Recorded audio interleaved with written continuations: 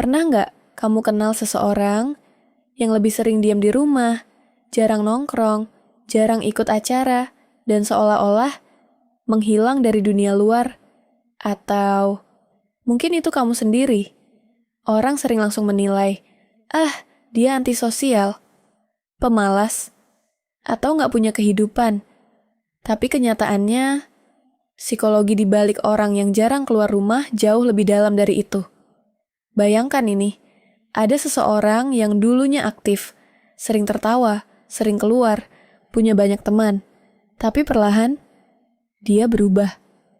Bukan karena dia tidak suka dunia luar, tapi karena dunia luar mulai terasa melelahkan.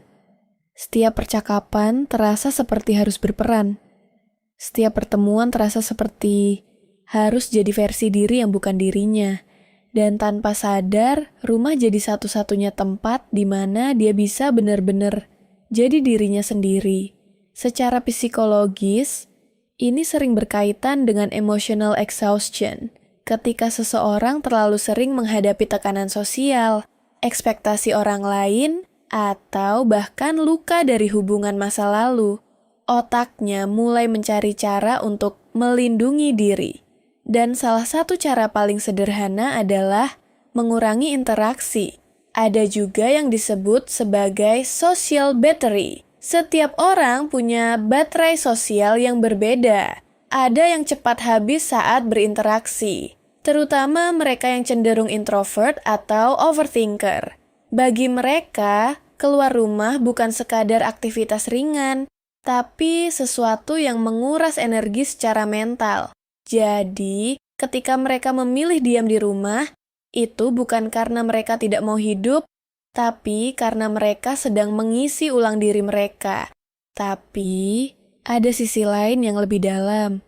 Beberapa orang jarang keluar rumah karena mereka pernah terluka, dihianati teman, diremehkan, tidak diterima, dan tanpa sadar, pikiran mereka membentuk pola. Di luar sana tidak aman. Akhirnya, rumah bukan hanya tempat tinggal, tapi menjadi zona perlindungan emosional.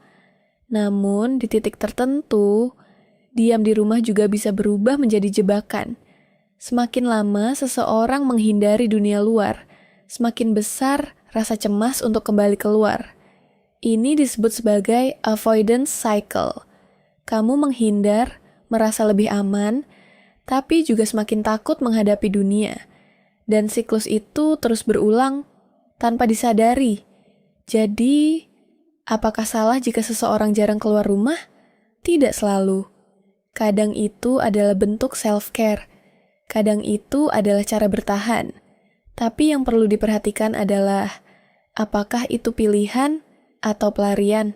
Karena hidup bukan tentang selalu berada di luar, tapi juga bukan tentang sepenuhnya menghilang. Ada keseimbangan yang perlu dijaga. Pelan-pelan keluar, pelan-pelan berinteraksi lagi, tanpa harus memaksa diri menjadi orang lain. Jadi, kalau kamu merasa lebih nyaman di rumah, itu tidak apa-apa. Tapi jangan lupa, dunia luar bukan selalu tempat yang menyakitkan. Kadang, di luar sana juga ada hal-hal kecil yang bisa membuatmu merasa hidup kembali.